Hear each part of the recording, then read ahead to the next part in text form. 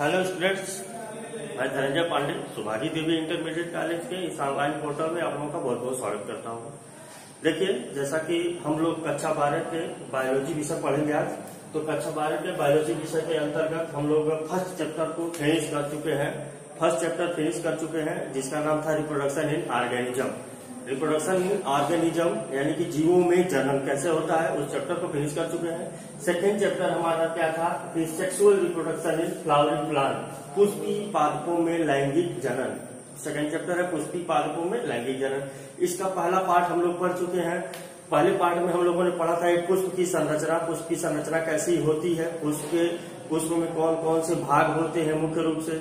उन पुष्प के भागों में चूंकि पुष्प ही लैंगिक अंग है, पुष्प ही क्या है रिप्रोडक्शन के लिए, सेक्सुअल रिप्रोडक्शन के लिए लैंगिक अंग पौधे का पुष्प ही है, तो उस जाहिर सी बात है उस पुष्प में ही उसका फीमेल रिप्रोडक्टिव सिस्टम भी होगा, मेल रिप्रोडक्टिव सिस्टम भी होगा। तो इसलिए हम लोगों ने उसमें पढ़ चुका है कि फीमेल रिप्रोडक्टिव सिस्टम कौन सा होता है, गाइनोसियम, और मेल रिप्रोडक्टिव सिस्टम कौन सा होता है, एंड्रोसियम। तो एंड्रोसियम और गाइनोसियम ये क्या है, मुख्य रिप्रोडक्टिव ऑर्गन्स है। फिर एसेसरी रिप्रोडक्टिव ऑर्गन्स यानी कि जो रिप्रोडक्शन में डायरेक्ट भाग नहीं लेते बल्कि किसी न किसी प्रकार से सहायता करते हैं, उसको भी हम लोगों ने पढ़ चुका है। अब हम लोग क्या करेंगे, सबको अलग अलग पढ़ेंगे। तो पहले हम लोग पढ़ेंगे male reproductive system. Male reproductive system में हम लोग पहला टॉपिक पढ़ेंगे क्या कि स्टैमेन। स्टैमेन क्या होता है, पहले स्ट्रक्चर पढ़ लेंगे, फिर उसकी पूरी प्रोसेस पढ़ेंगे। तो स्टैमेन क्या है, एक जो मेल एक पार्ट होता है वो क्या है, स्टैमेन कहलाता है। मेल रिप्रोडक्टिव सिस्टम का एक पार्ट स्टैमेन कहलाता है, और कई स्टैमेन आपस में मिलते हैं तो उसे एंड्रोसियम कहते हैं, यानी कि हिंदी में पुमंग कहते हैं। एंड्रोसियम कहते हैं, हिंदी में पुमंग कहते हैं। इसकी संरचना कुछ ऐसी भी फ्लावर में आप लोगों को बता करके दिखाए थे। इसकी संरचना कुछ ऐसी होती है। इसमें जो स्टैमेन का फूला हुआ जो भाग होता है उसे क्या कहते हैं, एंथर कहते हैं। इसी एंथर में आपके पॉलन ग्रेन होते हैं, इसी एंथर में ही पॉलन ग्रेन होते हैं आपके, इसको एंथर कहते हैं। और ये बीच में जो देख रहे हैं, ये बीच में जो इसकी लेयर होती है जो दोनों लोबों को अलग करती है, ये एंथर की क्या है, बाइलोब है। दो लोब है, एक लोब यह है, एक लोब यह है। तो एक लोब यह है, एक लोब यह है, इसलिए एंथर कैसा है आपका, बाइलोब है। एंथर कैसा है, बाइलोब है। तो इन दोनों लोब को अलग करने वाली जो बीच में ये टिश्यू होती है उसको क्या बोलते हैं, कनेक्टिव टिश्यू बोलते हैं। कनेक्टिव टिश्यू, कनेक्टिव यानी कि जोड़ने वाला, कनेक्टिव टिश्यू बोलते हैं। यह कनेक्टिव टिश्यू कैसा होता है, स्टेराइल होता है। स्टेराइल का मतलब कि किसी प्रकार का कोई इसमें क्रिया नहीं होगी, किसी प्रकार से कोई रिएक्शन नहीं करेगा। स्टेराइल का मतलब कि कुछ उसमें जो सेल्स हैं वो निष्क्रिय सेल्स होंगे, कोई क्रिया नहीं करेंगे, कोई काम नहीं करेंगे, सिर्फ वो पार्टीशन करके दोनों लोग को अलग अलग करने का ही काम करेंगे। ये कनेक्टिव है।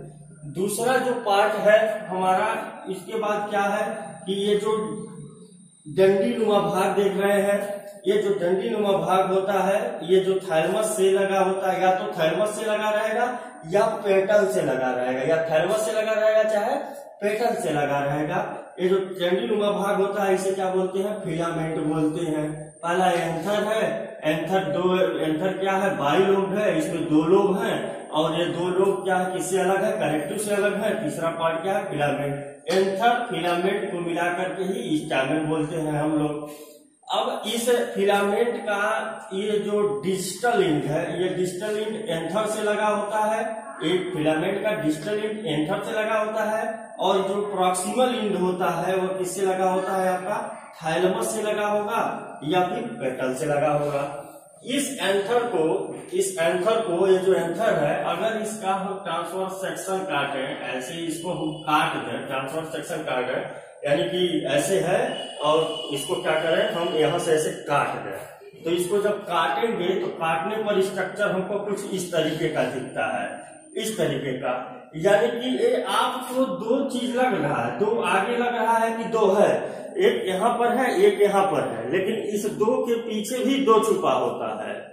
यानी कि लोब तो इसमें बाइलोब तो है, लेकिन थीका कितने होते हैं, इसमें दो थीका होते हैं, इसलिए इसे बोलते हैं क्या, डाइथीकस। थीका मतलब मोटाई, थीका मतलब क्या होता है, मोटाई होता है। डाई मतलब दो, थीका मतलब मोटाई, यानी कि द्विस्तरीय मोटाई होती है। लोब, लोब कितना है, ये लोब का मतलब क्या है, खंड। तो कितने खंड है, दो, तो दो लोब है, बाई लोब है।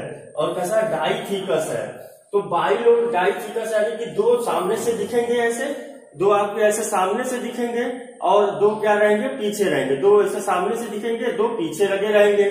जब काटेंगे तो ऊपर से जब देखेंगे इसको तो चारों दिखाई देगा, ऊपर से देखेंगे तो ऐसे चारों दिखाई देगा। तो ये इसको ऐसे काट दिया गया है, जब देख रहे हैं तो ये सामने वाला है आपको दिखाई दे रहा है, और ये क्या है, इसके ठीक जो पीछे वाला पार्ट है, इसलिए क्योंकि ये डाइथीकस है तो पीछे वाला पार्ट है, तो इसलिए ये जो गोल गोल संरचनाएं जो दिखाई दे रही है, ये गोल गोल संरचनाओं को क्या कहते हैं, पॉलन सैक। इसी में पॉलन ग्रेन होते हैं, पॉलन सैक भी कहते हैं, माइक्रोस्पोरेंजियम भी कहते हैं। इसी में क्या है, आपके पॉलन ग्रेन होते हैं। ये जो पॉलन सैक जो है, पॉलन सैक की अगर इसको हम डिटेल में देखें, इतनी संरचना को हम लोग डिटेल में देखें इसमें, तो ये संरचना है, इसी को पूरा मतलब स्ट्रक्चर को बढ़ा करके बनाया गया है। तो देखिए ये आपका सेम स्ट्रक्चर, ये आगे वाला यहाँ पर दिखाया गया है आपको। तो ये स्ट्रक्चर इसमें देखें, ये पॉलन सैक है। तो पॉलन सैक में क्या है, ये आगे वाले, ये दो तो आगे वाले दिख रहे हैं और ये इसके ठीक पीछे वाला पार्ट है। इस प्रकार से इस माइक्रो, ये आपका एंथर वाल है, जो एंथर है, ये एंथर है, इस एंथर का वाल है, इस एंथर का वाल है, ये दीवार है, ये एंथर वाल है, दीवार है। अब इस दीवार के अंदर क्या है स्थित है, आपका माइक्रोस्पोरेंजियम है, माइक्रोस्पोरेंजियम या पॉलन सैक स्थित है। अब ये जो माइक्रोस्पोरेंजियम और पॉलन सैक है, इसकी संख्या कितनी है, 1 2 3 4 है। दो आगे वाले और दो पीछे वाले, बाई लोब है तो दो तो दिखेगा ही, जब काटेंगे तो उसके दो पीछे वाला 4 दिखेगा। तो आपका चार लोग कितने हैं, माइक्रोस्पोरेंजियम 4 है। चूंकि 4 माइक्रोस्पोरेंजियम है तो 4 को क्या बोलते हैं, टेट्रा, इसीलिए इसका नाम क्या है, टेट्रा स्पोरेंजिएट। क्या है, टेट्रा स्पोरेंजिएट। 1 2 3 4 माइक्रोस्पोरेंजियम के पाए जाने के कारण एक टिपिकल एंजियोस्पर्म का एंथर जो होता है वह टेट्रा स्पोरेंजिएट होता है। तो मैक्सिमम फ्लावरिंग प्लांट के एंथर में, यानी कि जिस पौधे में फ्लावर होता है उनके स्टेमन को हम लोग अगर देखेंगे तो उनका स्टेमन जो होता है वह डाइथीकस होता है, मोटाई में द्विस्तर का। बाई लोब होता है, हर एक 2 लोबों में बटा होता है, और टेट्रा स्पोरेंजिएट होता है, यानी कि 4 माइक्रोस्पोरेंजियम या 4 पॉलन सैक पाए जाते हैं। ये मैक्सिमम एंजियोस्पर्म की खासियत है, एंजियोस्पर्म की खासियत है। लेकिन मालवेसी फैमिली में अगर देखेंगे हम लोग, मालवेसी फैमिली में देखेंगे तो मालवेसी फैमिली में क्या होता है, सिर्फ मालवेसी फैमिली में ही जो स्टैमेन होता है वह स्टैमेन कैसा होता है, मोनोथीकस होता है। कैसा होता है, मोनोथीकस होता है। तो मोनोथीकस होगा, मोनोलोब्ड होगा तो कैसा होगा, मोनोथीकस। मोनोलोब्ड होगा तो बाई स्पोरेंजिएट होगा। कैसा होगा, मोनोथीकस मोनोलोब्ड होता है। सिर्फ मालवेसी फैमिली में मोनोथीकस होता है और मोनोलोब्ड होता है, इसको याद रखिएगा। मालवेसी फैमिली में मोनो मतलब एक होता है, मोनोथीकस, मोनो मतलब एक, डाई मतलब 2, तो मोनोथीकस होता है और क्या होता है, बाई मोनोलोब्ड होता है। ये आपको कंफर्म हो गया। एक एंजियोस्पर्म में प्लांट का स्टैमेन देखेंगे, स्टैमेन ये जो खुला हुआ भाग है इसे एंथर कहते हैं, बीच में कनेक्टिव स्टेराइल होता है, कोई क्रिया नहीं करता है, और फिर जो डंडी होती है फिलामेंट कहते हैं। इसका अगर ट्रांसवर्स सेक्शन काटेंगे तो ट्रांसवर्स सेक्शन में देखेंगे कि यह 2 लोब जो हमको सामने से तो दिखाई दे रहे हैं, लेकिन ऐसे काट दिए तो इसके पीछे भी 2 लोब है। तो जो 2 लोब पीछे है, इसमें 2 लोब सामने दिखाई दे रहे हैं तो बाई लोब्ड है, और चूंकि मोटे इसके पीछे भी 2 लोब है तो ये मोटाई इसकी दुगनी है, इसलिए डाइथीकस है, डाइथीकस बाई लोब्ड है। डायथिकस बाइलोब होने के नाते इसमें 4 माइक्रोस्पोरेंजियम दिखाई दे रहे हैं। तो 4 माइक्रोस्पोरेंजियम होने के नाते टेट्रास्पोरेंजिएट है।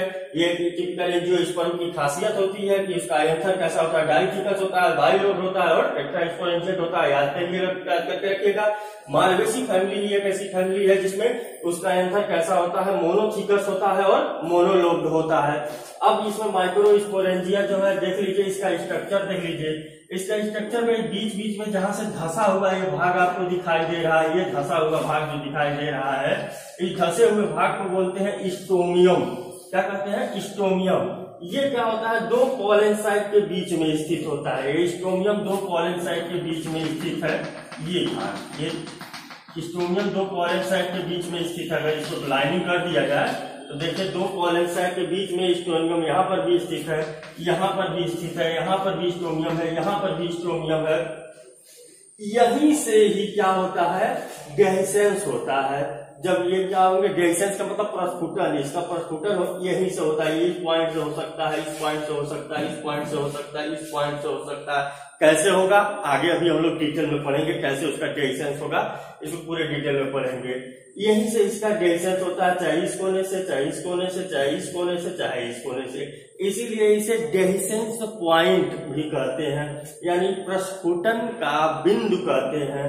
यहीं से क्या होगा कि ये जो एंथर होगा, ये एंथर का लोब, जो स्टैमेन का ये लोब है, ये लोब क्या होगा, ऐसे फट जाएगा। ये जब फट जाएगा तो यहाँ से जो पॉलन ग्रेन है यहाँ से निकल करके बाहर चले जाएंगे। पॉलन ग्रेन निकल के बाहर जाएंगे और अन्य किसी फ्लावर पे जाकर के उसको निषेचित करने का काम करेंगे।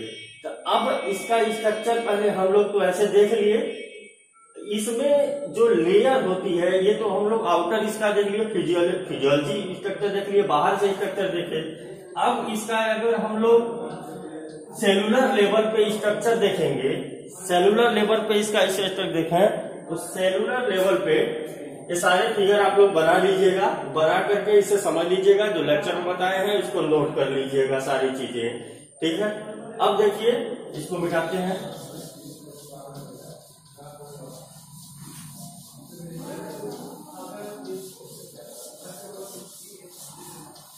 इतना याद हो गया आप लोगों को कि फ्लावर का यानी पुष्प का जो नर जनन अंग है वह एंड्रोसियम है। एंड्रोसियम के सिंगल पार्ट को स्टामेन कहते हैं। स्टामेन की संरचना आपने देख लिया। स्टामेन में एंथर होता है, फिलामेंट होता है, एंथर होता है और फिलामेंट होता है। दोनों को मिला करके हम लोग स्टामेन बोलते हैं। एंथर कैसा है, एंजियोस्पर्म का बाइलोब्ड है, इसमें 2 लोब दिखाई दे रहे थे। और कैसा है, डाइथिकस, यानी मोटाई इसकी कितनी है, दूनी है, 2 आगे हैं 2 पीछे हैं। जब उसको काटा गया है तो काटने पर देखे हैं हम लोग कि उसमें स्पोरेंजियम कितने पाए जा रहे थे, 4। तो इस प्रकार से एंजियोस्पर्म का जो स्टैमेन है वो कैसा होता है, डाइथिकस होता है, बाइलोब्ड होता है और टेट्रास्पोरेंजिएट होता है। ये आप लोग समझ गए। ये आप लोग बाहर से स्ट्रक्चर देख करके समझ गए। जो बीच बीच में ये धसा हुआ बिंदु पाया जा रहा है इसे बोलते हैं स्टैमेन। यहीं से क्या होगा, यह स्टैमेन फटेगा, स्टोमियम कहते हैं, सॉरी स्टोमियम, यहीं से ये फटेगा और फटने से पॉलन ग्रेन यहीं से निकलेंगे। ये तो हम लोग आउटर स्ट्रक्चर देख लिए। सेलुलर लेवल पे कोशिकीय स्तर का संगठन कैसा होता है इनका, ये चीज देख रहे हैं हम लोग। फर्स्ट लोब है, सेकेंड लोब है। तो अब हम लोग इसका सेलुलर लेवल पर स्ट्रक्चर देखेंगे। तो अगर सेलुलर लेवल पे मान लीजिए यहाँ से लेकर के यहाँ तक, यानी कि ये अगर इतना हम लोग इतना सेलुलर लेवल पे इतना स्ट्रक्चर देखें यहाँ से लेकर के यहाँ तक का, तो ये कैसा स्ट्रक्चर होता है। तो इसमें ये जो बाहर वाली जो लेयर होती है, बाहर वाली लेयर आपकी एपिडर्मिस होती है। तो बाहर की जो एपिडर्मिस होती है, एपिडर्मिस लेयर, इसमें 4 लेयर पाए, यहां से लेकर यहां तक 4 लेयर पाए जाते हैं। पहले लेयर को आप लोग लिख लीजिए। पहला है एंथर वॉल। ये जो एंथर वॉल है, इस एंथर वॉल 4 लेयर्स से मिलकर बना होता है। ये जो एंथर वॉल है 4 लेयर से मिलकर बना है, यानी यहां से लेकर यहां तक 4 लेयर होते हैं। कौन कौन से 4 लेयर होते हैं? पहला जो लेयर होता है वो होता है आपका एपिडर्मिस, वाला होता है एपिडर्मिस।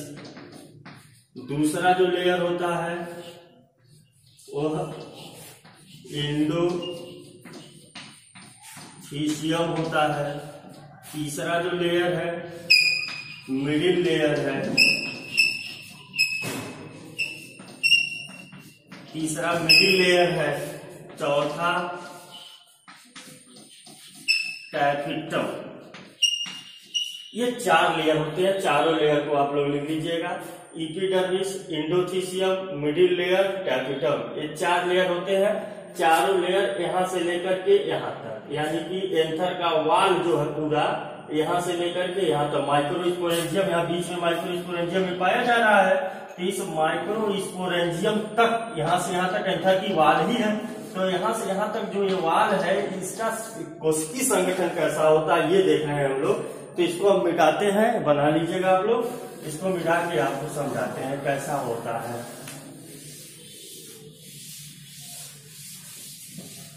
ये आपके 4 लेयर हैं। ये चारों लेयर कैसे अरेंज होते हैं? बाहर वाला जो लेयर है वो क्या है? एपिडर्मिस है। बाहर वाला लेयर कैसा है? एपिडर्मिस है।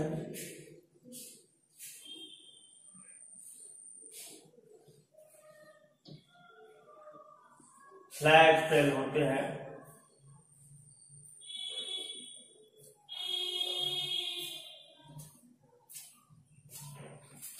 ये बाहर का जो लेयर है इसे क्या कहते हैं?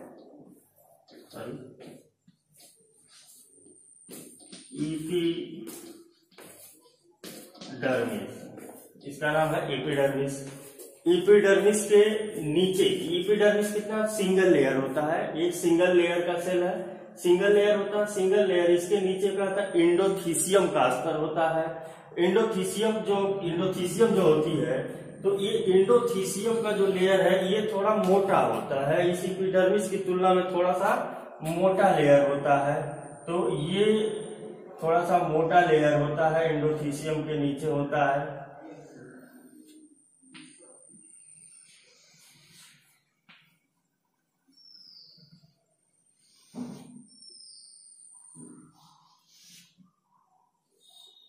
यह भी आपकी सिंगल लेयर सेल है। एंडोथीसियम में भी ये भी क्या है? आपकी सिंगल लेयर सेल है। एंडोथीसियम का जो लेयर है ये क्या है? आपका एंडोथीसियम।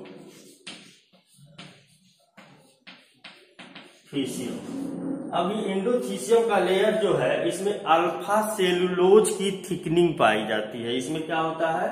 अल्फा सेलुलोज की थिकनिंग पाई जाती है। यानी यहाँ पर इसके जो कोने हैं, कोनों पर ये अल्फा सेलुलोज ऐसे रेडली अरेंज होता है। ऐसे ये देखिए, ये अल्फा सेलुलोज है इसका।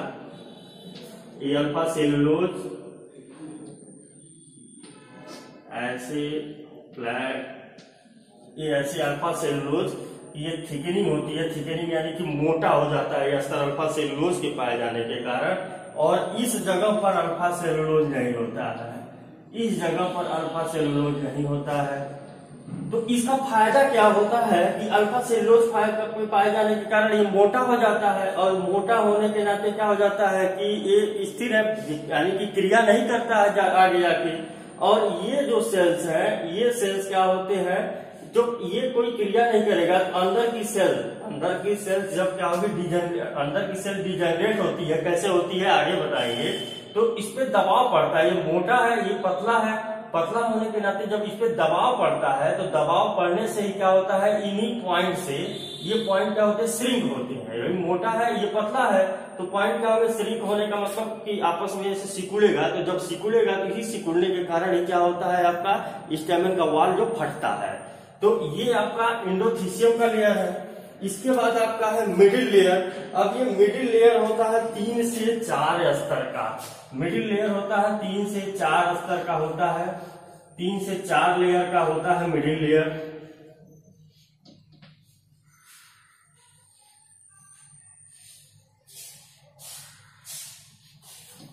तीन से 4 लेयर का मिडिल लेयर होता है। मिडिल लेयर का काम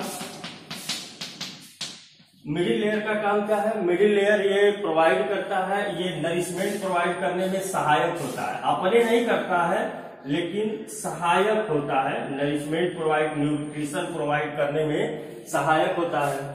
मिडिल लेयर के नीचे क्या होता है? कैपिटम। ये क्या है आपका? Middle layer. सॉरी, इसमें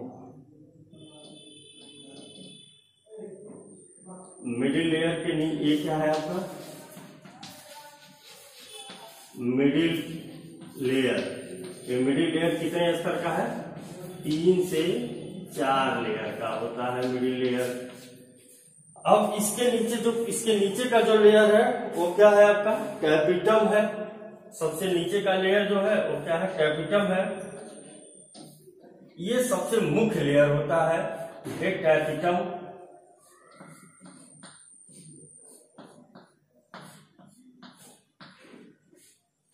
एक पिरामिड लाइक सेल होते हैं, कैपिटल पिरामिड लाइक सेल होते हैं।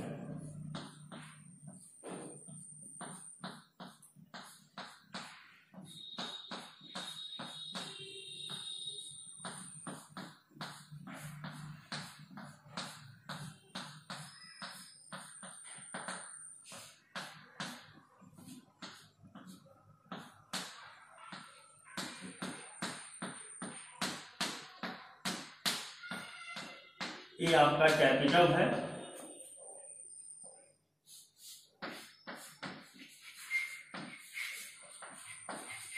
सबसे मुख्य लेयर है कैपिटल। तो देख लीजिए, सबसे बाहर एपिडर्मिस होता है। सबसे बाहर का लेयर एपिडर्मिस होता है। एपिडर्मिस का काम क्या है? यह रक्षा करता है। यह सिर्फ क्या काम करता है? रक्षा करने का काम करता है। एपिडर्मिस क्या करता है? रक्षा का काम करता है। किसकी रक्षा की काम करता है? एंथर वॉल का सुरक्षा प्रदान करता है ये एपिडर्मिस। इसके बाद एपिडर्मिस रक्षा करता है। एपिडर्मिस के नीचे क्या होती है? एंडोथीसियम की लेयर होती है।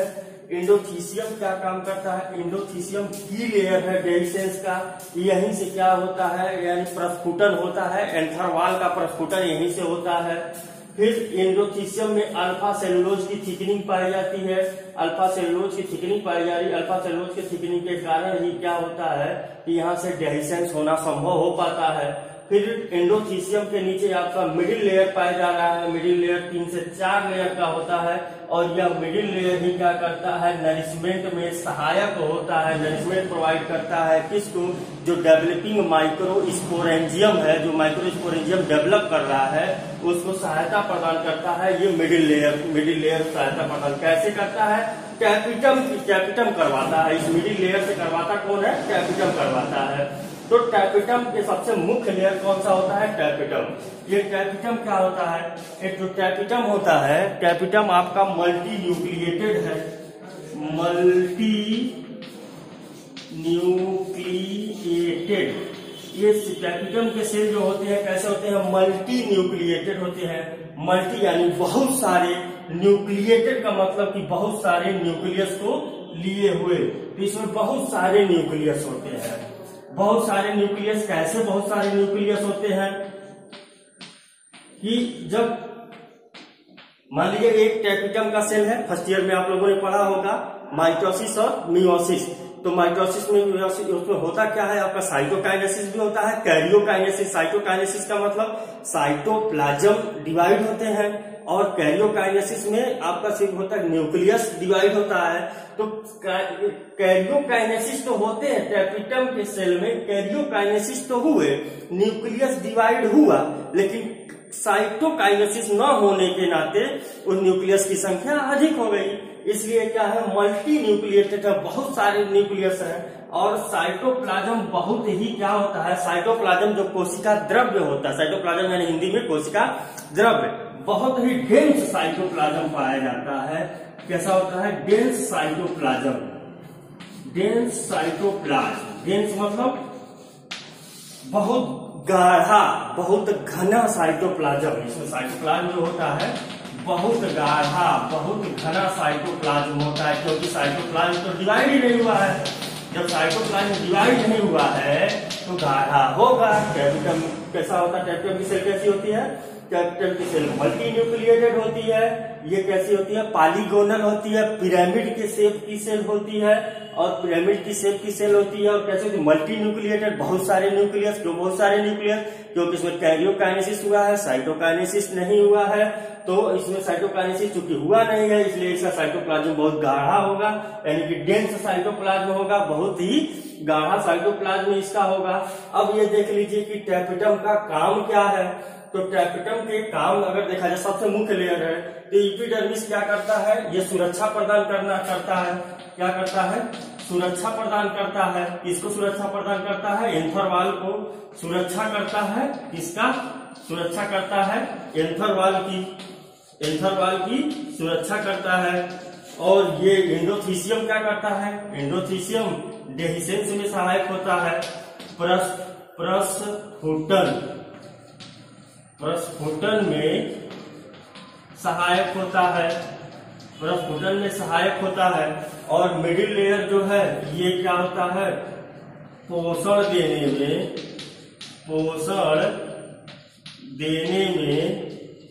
सहायक होता है। खुद नहीं देता, सहायक होता है पोषण देने में। खुद पोषण देने का काम पर टैपिटम। अब ये तीन का काम जान गए। अब टैपिटम का काम आप लोग जान लीजिए, क्योंकि टैपिटम ही मेन लेयर है। इसको नोट कर लीजिएगा। एपिडर्मिस सुरक्षा प्रदान करता है। बाहरी लेयर है, सिंगल लेयर है। बाहरी लेयर है, सिंगल लेयर है।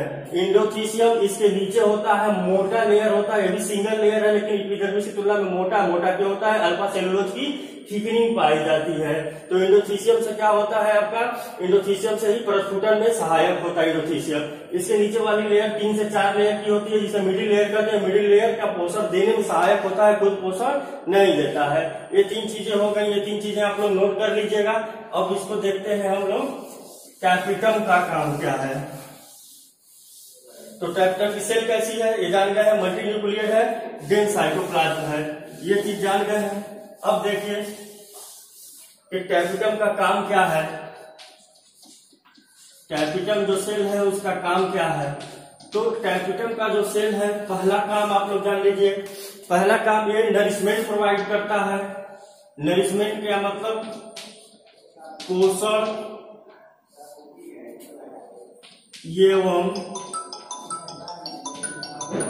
पोषण एवं सुरक्षा। पोषण एवं सुरक्षा प्रदान करता है। पहला काम पोषण कैसे प्रदान करता है? ये क्या काम करता है? इस मिडिल लेयर से क्या करता है? मिडिल लेयर से न्यूट्रिशन को लेकर के और ये माइक्रोस्पोरेंजियम तक पहुंचाता है। पोषण एवं सुरक्षा प्रदान करता है। दूसरा काम क्या होता है? इस टैपिटम से ही क्या होता है?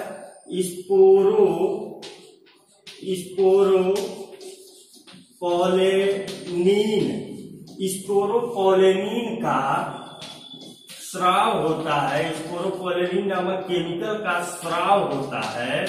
ये स्पोरोपोलेनिन नामक केमिकल करता क्या है कि जो आपका पॉलन ग्रेन होता है, पॉलन ग्रेन यानी कि जो आपका पराग कण होता है, जो एंथर से निकलता है पराग कण, जो जाकर के स्टिग्मा पर जाकर के वहां पर क्या होता है कि इसको निषेचित करने का काम करता है कि दूसरे फ्लावर को।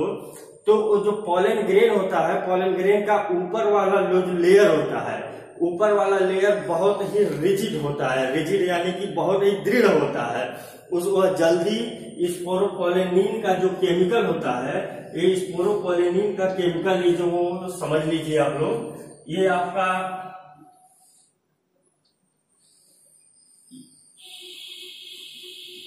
ये एंथर था। एंथर का कटिंग का स्ट्रक्चर था, माइक्रोस्पोरेंजियम था। इस माइक्रोस्पोरेंजियम में आपके जो बनते हैं, माइक्रोस्पोरेंजियम में यहाँ पॉलन ग्रेन बनेंगे आपके। तो ये जो पॉलन ग्रेन बनेंगे तो ये ही जो सेल है यहाँ पर ही आपके टैपिटम के सेल पाए जा रहे हैं। ये लास्ट वाला यही टैपिटम का सेल है। तो जो टैपिटम के सेल है यहाँ से जब स्पोरोपालेनिन का सिक्रीशन हो रहा है तो स्पोरोपालेनिन ये जाएगा इस माइक्रोस्पोरेंजियम के अंदर, और जो माइक्रोस्पोर है या माइक्रोस्पोर है यानी कि जो पॉलन ग्रेन है इसके जो दीवार है बाहरी अस्तर बनाता है, यानी पॉलन ग्रेन का बाहरी अस्तर बनाने का काम करता है। तो स्पोरोपालेनिन का स्राव करता है जो पॉलन ग्रेन का बाहरी अस्तर यानी एग्जाइन कहते हैं, बाहरी अस्तर बनाता है, बाहरी अस्तर बनाता है। और ये जो स्पोरोपोलेनिन है ये बहुत ही रिजिड होता है, यानी किसी भी एंजाइम के द्वारा गलता उलता नहीं है, कोई प्रभाव नहीं पड़ेगा इससे। इसका फायदा ये होता है कि पॉलन ग्रेन ज्यादा समय तक सर्वाइव कर पाता है, बदलते हुए मौसम, बदलते हुए जगहों से प्रभावित होकर के वो गलता नहीं है। दूसरी चीज, तीसरी चीज जो है टैपिटम की, तीसरी चीज टैपिटम की है जो है वहां से इससे स्रावित होती है आपकी कैलेज एंजाइम। तो ये कैलेज एंजाइम टैपिटम से स्रावित होती है। तो ये जो आपका ये जो टेट्रास्पोरेंजिएट था तो इसमें यहाँ पे ये जो कनेक्टिव थे जो टेट्रास्पोरेंजिएट यानी कि सब अलग अलग होंगे, ये भी अलग होगा, ये भी अलग होगा, ये भी अलग होगा। तो ये सारे जो अलग अलग स्पोरेंजियम है तो स्पोरेंजियम के ये जो कनेक्टिव टिश्यू है, ये जो टिश्यू है इनको क्या करता है, गलाने का काम करता है। इस वाल को गलाने का काम कौन करता है, कैलेज एंजाइम करता है। कैलेज एंजाइम क्या करता है, माइक्रोस्पोरेंजियम टेट्राइड कैलेज एंजाइम का स्राव करता है जो माइक्रोस्पोरेंजियम टेट्राइड क्यों कह रहे हैं, टेट्राइड यानी कि 4। माइक्रोस्पोरेंजियम टेट्राइड जो है ये जो चीज है ये टेट्राइड का स्ट्रक्चर, ये चीज जो अलग अलग कर रहा है। तो ये वाल जब आपस में सब कनेक्ट रहेंगे तो भाई ये गलेगा नहीं तो फूटेगा कैसे। तो इनको गलाने का काम कौन करता है, कैलेज एंजाइम। कहां से स्रावित होता है, टैपिटम से। तो अब देख लीजिए टैपिटम का काम देख लीजिए। टैपिटम पोषण एवं सुरक्षा प्रदान करता है किसको, डेवलपिंग माइक्रोस्पोरेंजियम को। जो डेवलप करता हुआ माइक्रोस्पोरेंजियम है उसको क्या करता है, सुरक्षा प्रदान करता है, पोषण एवं सुरक्षा प्रदान करता है। स्पोरोपालेनिन नामक बहुत ही सख्त केमिकल का स्राव करता है जो पॉलन ग्रेन का बाहरी स्तर एग्जाइम, लिख लीजिएगा, एग्जाइम बाहरी स्तर एग्जाइम को बनाता है। क्यों बनाता है, क्या होता है एंजाइम, इसको आपको बताया है कि क्यों होता है ये, क्योंकि यह गल न पाए, खत्म न हो जल्दी। कैलोज एंजाइम का स्राव करता है, कैलेज एंजाइम का स्राव करता है। कैलेज क्या करता है कि ये जो आपका माइक्रोस्पोरेंजियम टेट्राइड है सब चारों अलग अलग है, इनको गलाने का काम करता है, गला देता है, गलाने का काम करता है माइक्रोस्पोरेंजियम टेट्राइड। ये जब गल जाएंगे तो फिर क्या होगा कि ये यहाँ से डेहिसेंस कराना यहाँ से आसान होगा। अब आगे जो देखेंगे कि डेहिसेंस कैसे होगा, तो ये टैपिटम ये जो सेल है ये पहले तो देखेंगे यहाँ से यहाँ तक हम लोग सेल देखें, यहाँ से लेकर के इस वाल तक। सबसे बाहर में क्या है, एपिडर्मिस है, उसके अंदर एंडोथीसियम, उसके अंदर आपका मिडिल लेयर, सबसे अंदर टैपिटम का सेल है। सबके काम भी हम लोग पढ़ लिए। अब जब डेहिसेंस पढ़ेंगे हम लोग कि डेहिसेंस होता कैसे है तो उसमें आपको डिटेल में बताया जाएगा। तो ये आपका था संपूर्ण क्या है, male reproductive part stamen, flower का मेल रिप्रोडक्टिव पार्ट स्टैमेन के विषय में संपूर्ण अध्ययन था। कैसे होता है स्टैमेन का स्ट्रक्चर, फिजिकल स्ट्रक्चर कैसे होता है, इसका सेलुलर लेवल पे स्ट्रक्चर कैसे होता है। फिगर को ड्रा कर लीजिएगा। ये फिगर कहां से कहां तक है, ये फिगर यहां से लेकर के यहां तक का स्ट्रक्चर है। ड्रा कर लीजिएगा। फिर आपको इसके सारे काम भी बताए गए हैं, जितने कोशिकाएं पाई जाती हैं, उन सारे कोशिकाओं में कितने स्तर होते हैं, उन सारे स्तरों के काम भी आपको बताए गए हैं। सबसे इम्पोर्टेंट इसमें टैपिटम है, नोट कर लीजिएगा, इसको नोट बना लीजिएगा। नोट्स बना करके और होमवर्क भी आप लोग निश्चित रूप से करने की प्रयास कीजिएगा।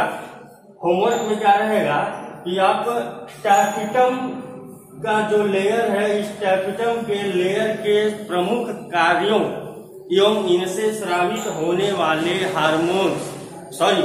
इनसे स्रावित होने वाले पदार्थों के विषय में विस्तृत रूप से लिखेंगे, अपनी भाषा में लिखेंगे कि कैसे क्या काम करता है टैपिटम।